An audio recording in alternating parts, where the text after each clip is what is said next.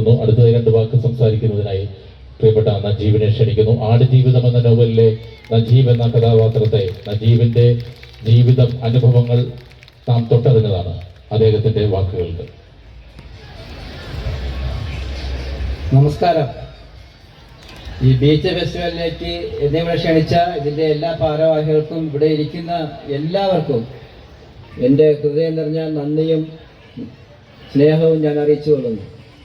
പിന്നെ എന്നെ ഇവിടെ എത്തിച്ചത് രാമൻജി സുരേഷാണ്. കാരണം എൻ്റെ സിനിമ ഇറങ്ങിയപ്പോൾ തന്നെ എൻ്റെ രൂപത്തിലുള്ള ഒരു ഫോട്ടോ നല്ല രീതിയിൽ ഉണ്ടാക്കി എൻ്റെ വീട്ടിൽ കൊണ്ട് തന്നു. അങ്ങനെയാണ് ഞങ്ങൾ തമ്മിൽ പരിചയപ്പെടുന്നത്.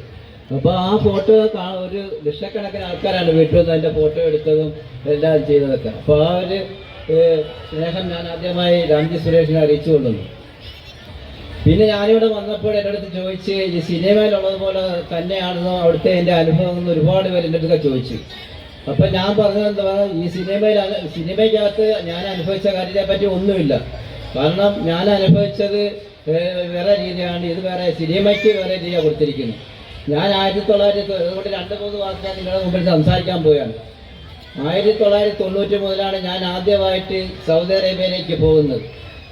പോകുമ്പോൾ ഞാൻ പല ഉദ്ദേശത്തോടു കൂടിയാണ് നാട്ടിലേക്ക് പോകുന്നത്. ഞാൻ വീട്ടിൽ നിന്ന് പോകുന്നത്. ഞാൻ പോകുമ്പോൾ എൻ്റെ ഭാര്യ 8 മാസം ഗർഭിണിയായിരുന്നു. ഞാൻ പോയി ബോംബെയിൽ നിന്നും റിയാദ് എയർപോർട്ടിൽ ഇറങ്ങി അതിൻ്റെ പുറത്തിറങ്ങി കഴിഞ്ഞപ്പോൾ എന്നെ കൂട്ടിക്കൊണ്ട് പോകാൻ ആരും വരാനുള്ളവർ താമസിച്ചു പോയി. അപ്പോഴെൻ്റെ ബുദ്ധിമേശ കൊണ്ട് ഞാൻ ഒരു അറബി അവിടെ നിന്നുകൊണ്ട് ഇതുപോലെ എന്നെ വിളിച്ച്, ഞാൻ അന്നേരം ചെന്ന് എൻ്റെ പാസ്പോർട്ട് അദ്ദേഹം വാങ്ങിച്ചു. പാസ്പോർട്ട് വാങ്ങിച്ചിട്ട് നീ എൻ്റെ ആമലാണെന്ന് അറബി പറഞ്ഞു. ഞാൻ സന്തോഷത്തോട് കയറി. പിന്നെ കയറി കഴിഞ്ഞപ്പോൾ ആ എയർപോർട്ടിൽ വെച്ച് ഞാൻ കണ്ട ആളും ഒരു ബിൽഡിങ്ങും അല്ല. ഞാൻ പിന്നെ ഒരു ബിൽഡിങ്ങും ഒരു മനുഷ്യനെ ഞാൻ കണ്ടിട്ടില്ല.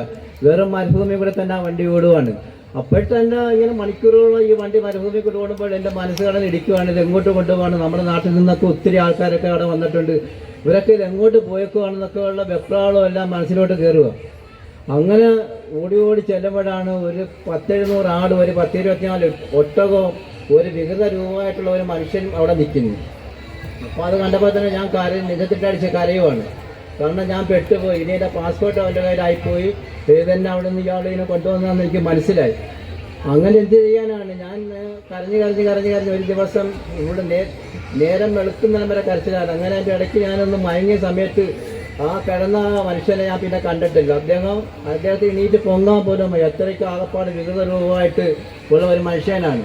അല്ല, ഞാനിപ്പോൾ അവിടുത്തെ കാര്യത്തെപ്പറ്റി പറയുന്നത്, സൗദി അറേബ്യയിൽ ഈ 98% ആൾക്കാരും നല്ല ആൾക്കാരാണ്. അവിടെ കൊണ്ട് നമ്മുടെ നാട്ടിൽ എല്ലാവരും ജീവിക്കുന്നതുമാണ്. പക്ഷേ നമ്മുടെ നാട്ടിലുള്ളതുപോലെ 2% ആൾക്കാർ അവിടെയുണ്ട്. ഇങ്ങനെ ഈ ദുഷ്ടന്മാരെന്ന് പറഞ്ഞാൽ മനുഷ്യസ്നേഹം ഇല്ലാത്ത 2% ആൾക്കാർ അവിടെയുണ്ട്. അതുപോലാണ് എനിക്ക് പറ്റിയൊരു സംഭവം.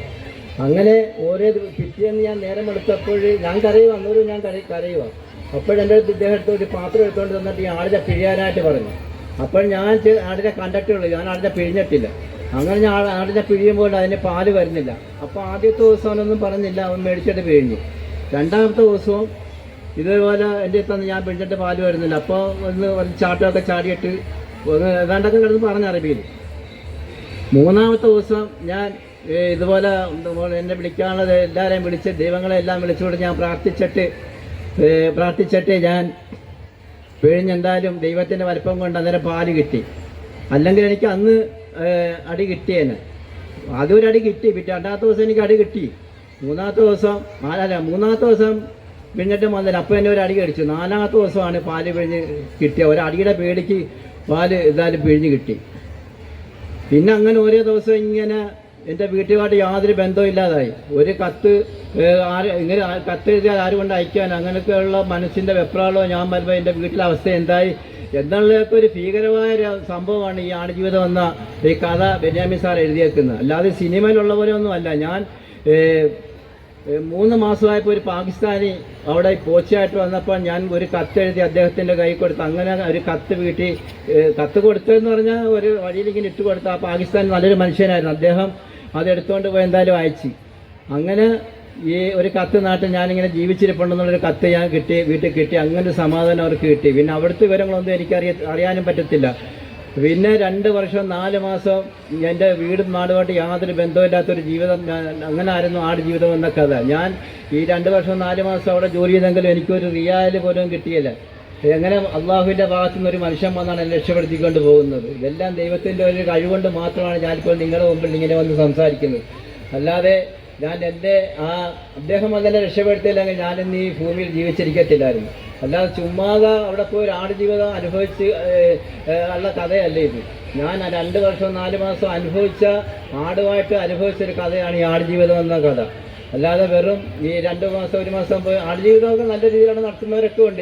ഇപ്പോഴെന്ന് പറഞ്ഞാൽ രാജകീയ സുഖത്തിലാണ് എല്ലാവരും ഗൾഫിലേക്ക് പോകുന്നത്. കാരണം എന്ന് പറഞ്ഞാൽ മൊബൈലുണ്ട്, 2 മൊബൈലൊക്കെ ആയിട്ടാണ് ഇപ്പോൾ പോകുന്നത്. അതുകൊണ്ട് ഇപ്പോൾ പോകുന്നവർക്കാർക്കും ഒരു കുഴപ്പമില്ല, ഒന്നും പേടിക്കാൻ വേണ്ട. അന്നത്തെ അവസരത്തിൽ അങ്ങനെയൊന്നും ഇല്ലായിരുന്നു. അങ്ങനെയാണ് പല ആൾക്കാരും പെട്ടുപോയിട്ടുണ്ട്.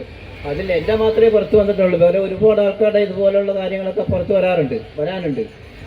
പിന്നെ ഇതെന്താ ഞാൻ കൂടുതലായിട്ടൊന്നും പറയുന്നില്ല. ഇപ്പോൾ ഞാനെന്ന് പറഞ്ഞാൽ ഇപ്പം ഇതേ ആടുജീവിതം ഒന്ന് അനുഭവിച്ചുകൊണ്ട് മാത്രമാണ് ഇപ്പം നിങ്ങളുടെ മുമ്പിൽ ഞാനിവിടെ വന്ന് ഇതുപോലെ പറയാനൊക്കെ എനിക്കൊരു അവസരം കിട്ടിയത്. അല്ലെങ്കിൽ ഇപ്പോൾ ലോകം മൊത്തം എന്നെ അറിയുകയും ചെയ്യുന്നുണ്ട്. ഞാൻ ഒരുപാട് പരിപാടിയിലെല്ലാം പങ്കെടുക്കാൻ പോകുന്നുണ്ട്. ഗൾഫ് രാജ്യത്ത് തന്നെ ഇപ്പം 3-4 വട്ടം ഈ ആടുജീവിതം സിനിമ ഇറങ്ങിയാൽ ഇപ്പോൾ ഞാൻ പോയിട്ടുണ്ട്. അങ്ങനെ ഒരുപാട് നല്ല നല്ല കാര്യങ്ങളൊക്കെ ഇപ്പോൾ ഉണ്ട്. പിന്നെ ഇവിടെയും ഈ നിങ്ങളെ ഒന്ന് എല്ലാവരെയും ഒന്ന് കാണാൻ പങ്കെടുക്കാനും പറ്റിയതിൽ വളരെയധികം സന്തോഷമുണ്ട്.